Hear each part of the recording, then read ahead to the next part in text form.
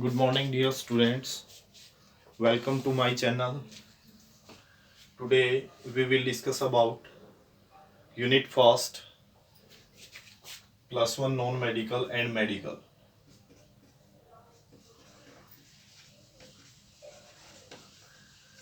Medical कल हमने discuss किया था state of matter physical classification हम कर चुके थे सॉलिड लिक्विड एंड गैस के बारे में.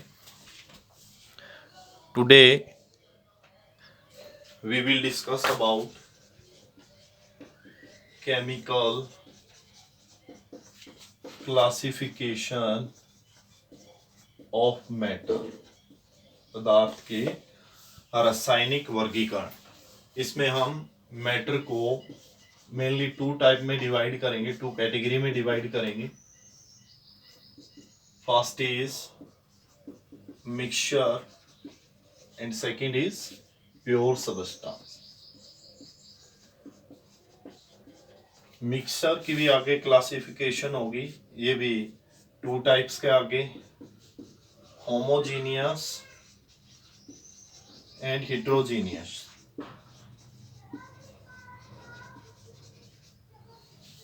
Pure substances can also be classified in two ways: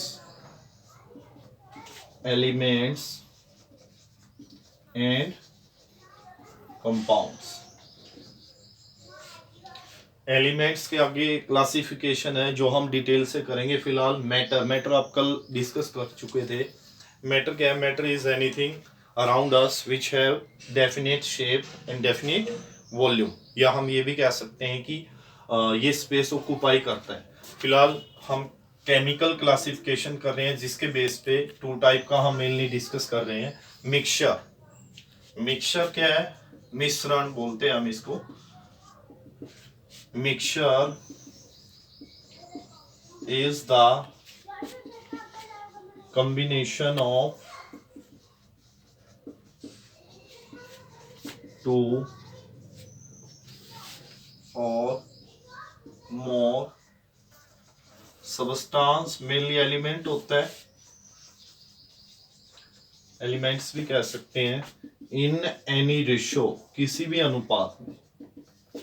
अगर ये रेशो डेफिनेट है तब मिक्सचर नहीं कहेंगे, तब बोलेंगे इसको कंपाउंड. मिक्सचर क्या है? मिश्रण में हमें जो भी एलिमेंट मिले उनको मिलाया किसी भी प्रोपोर्शन में, किसी भी रेशो में. ठीक है. Mixture can be of two types.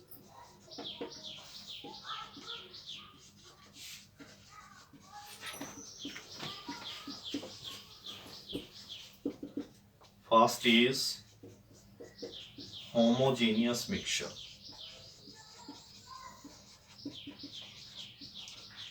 समांगी मिश्रण बोलते हैं इसको. होमोजीनियस क्या होता है? एक ऐसा मिक्सचर जिसमें कंपोजिशन क्या रहे? सेम रहे थ्रू आउट द सैंपल. क्या? Homogeneous mixture. A mixture in which composition remains same, समान रहे थ्रू आउट, मतलब सारी जगह, थ्रू आउट द सैंपल. पूरे सैंपल में कहीं भी चेक करें हम, जो कंपोजिशन है वो सेम रहेगी. एग्जांपल है sugar dissolve in water. Water में हम कहीं भी चेक करेंगे, शुगर का अमाउंट क्या रहेगा? सेम रहेगा. पूरे सैंपल में सेम रहा तो इसको क्या बोलेंगे? Homogeneous mixture. सेकंड है हेटेरोजीनियस मिक्सचर. क्या होगा heterogeneous mixture? A mixture in which composition is not same throughout. सारी जगह कंपोजिशन सेम ना रहे. एग्जांपल है mixture of salt and sugar. या आप सैंड और शुगर भी बोल सकते हैं। साल्ट और शुगर ले लिया हमने, साल्ट और शुगर का, या साल्ट की जगह आप क्या ले सकते हैं, सैंड, क्योंकि कंपोजिशन सेम नहीं रहेगी, कहीं पे अमाउंट ज्यादा है कहीं पे कम है, वो क्या होगा, हेट्रोजीनियस मिक्सचर। ये हमने मिक्सचर कर लिए, दोनों टाइप हमने डिस्कस किए। अब हम डिस्कस करेंगे प्योर सबस्टांस। प्योर सबस्टांस में क्या होगा, या तो एक तरह के पार्टिकल होंगे इसमें, या जो रेशो होगा वो डेफिनिट होगा।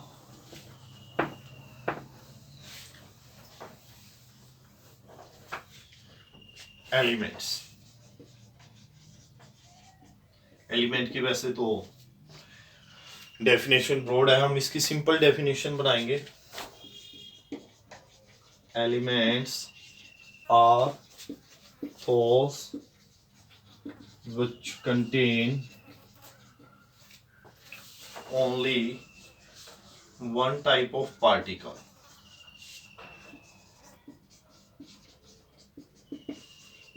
एक ही तरह के पार्टिकल हो, जैसे हाइड्रोजन एलिमेंट, तो इसमें सभी एटम किसके होंगे, हाइड्रोजन के। नाइट्रोजन है, सभी एटम या मॉलिक्यूल किसके होंगे, हाइड्रोजन और नाइट्रोजन के। तो फिलहाल हम डिस्कस करेंगे एलिमेंट्स। एलिमेंट क्या है, जिसमें एक ही तरह के पार्टिकल हो। अगर एलिमेंट हाइड्रोजन है तो सभी एटम किसके होंगे, हाइड्रोजन के होंगे। अभी एलिमेंट भी 3 कैटेगरी में डिवाइड होता है। टोटल एलिमेंट कितने हैं जो अब तक हैं, टोटल एलिमेंट्स हैं 118, वैसे 114 काउंट करते हैं। टोटल अब तक जितने बने हैं वो 118 माने जाते हैं। इनमें से 92 वो है जो एग्जिस्ट करते हैं, बाकी जो बने हैं वो कॉम्बिनेशन से बने हुए हैं। मैन मेड एलिमेंट्स भी है इसमें। उसके बाद एलिमेंट्स की क्लासिफिकेशन करते हैं 3 कैटेगरी में। मेटल्स, सेकंड है नॉन मेटल्स, थर्ड है मेटेलॉइड्स। मेटेलॉइड्स, मेटल धातुएं, नॉन मेटल धातु, मेटेलॉइड उपधातु। मेटल्स में मेटल्स क्या होती हैं, आप पढ़ते आ रहे हो 8th 7th क्लास से। मेटल्स कौन सी होती हैं, metals are those which have the properties of malleability. क्या क्या प्रॉपर्टीज होंगी, malleability, ductility, good conductor of heat and electricity,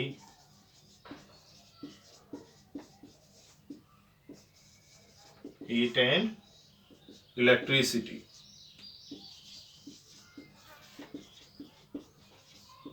sonorous और ब्राइट लस्टर।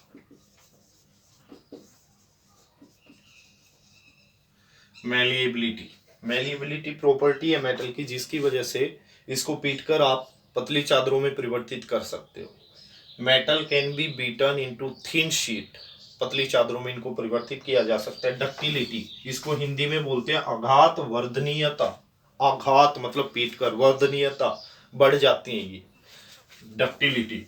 डक्टिलिटी किसी भी मेटल की एबिलिटी है जिसकी वजह से इसको पीट कर खींच कर पतली तारों में परिवर्तित किया जा सकता है। Ductility is the ability of metal by which it can be converted into thin wires. सबसे ज्यादा डक्टाइल मेटल कौन सी है, गोल्ड।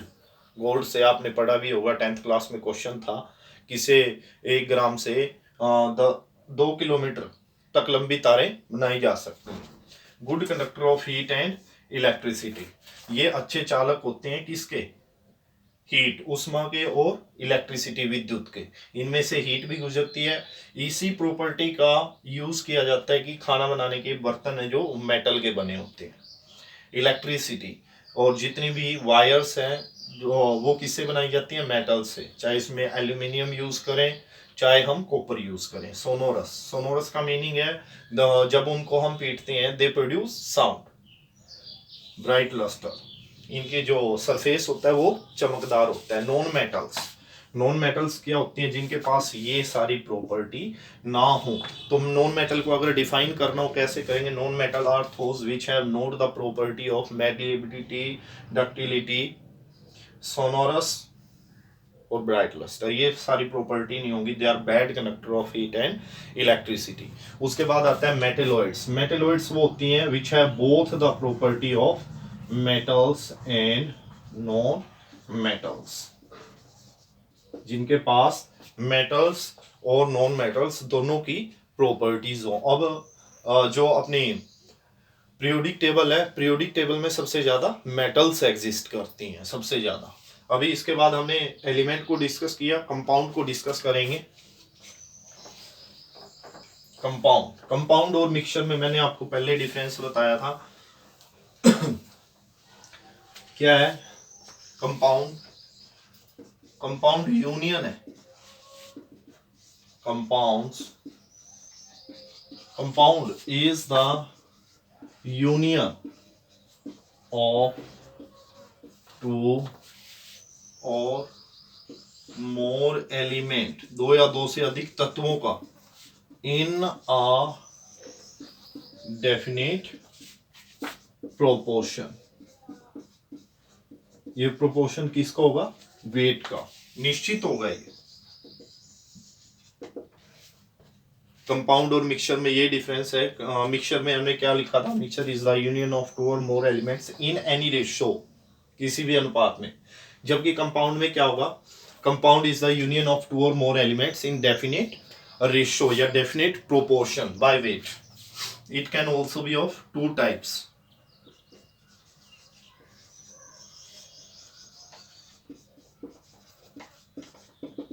फर्स्ट आता है इसमें ऑर्गेनिक कंपाउंड।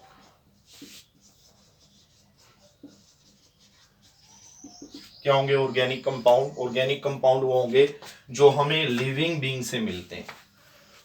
और ऑर्गेनिक कंपाउंड में हम कार्बन के बारे में और कार्बन के साथ कुछ अदर एलिमेंट मिलाए जाते हैं उनके बारे में डिस्कशन करते हैं। दीज कंपाउंड या ऑर्गेनिक कंपाउंड भी बोल सकते हैं। दीज कंपाउंड आप ऐसे भी डिफाइन कर सकते हैं, these compounds are obtained from living being। Living being में क्या है? Plants and animals. और मोस्टली इसमें कार्बन और कार्बन कंपाउंड के बारे में डिस्कशन होता है। Organic compound are the compound which contain carbon, जिनमें कार्बन।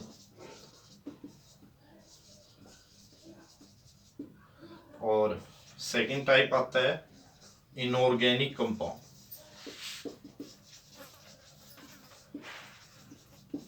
इनऑर्गेनिक कंपाउंड क्या होंगे? These compounds are obtained from non living being. और नॉन लिविंग बीइंग हम कहां से कह सकते हैं? जैसे रॉक से मिल गए, सी से मिल गए।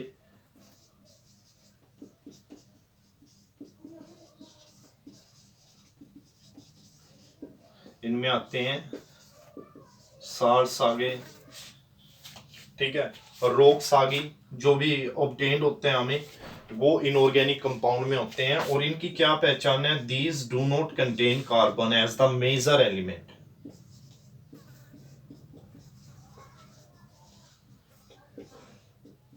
कार्बन हो सकता है बट मेजर एलिमेंट नहीं होगा। ये हमने डिस्कशन किया। अभी मैं एक एग्जांपल लेता हूं कंपाउंड का, CO2। ये कंपाउंड है CO2, चाहे आपको रेस्पिरेशन से मिला हो, चाहे आपको किसी व्हीकल में कंबशन होता है उससे मिला हो, या किसी भी फ्यूल को हम बर्न करते हैं तब मिला हो। कार्बन और ऑक्सीजन का रेशो हमेशा क्या रहेगा? कहीं से भी मिला हो। कार्बन 12 हो गया मास, ऑक्सीजन 2 है। एटम, एक एटम का कितना होता है? 16। 2 एटम का कितना होगा? 32। कितना हुआ ये? 3:8। कहीं से भी आप इसको ऑब्टेन करें, ratio of element remains the same. तो CO2 क्या हुआ? एक कंपाउंड हुआ। उसके बाद हम डिटेल से एक बार इसकी स्टडी करेंगे, पढ़ेंगे, इसको लर्न करेंगे। बाकी जो भी टॉपिक होगा वो हम कल डिस्कशन करेंगे। आज के लिए यही करेंगे। For any queries you can contact my WhatsApp number. Thank you.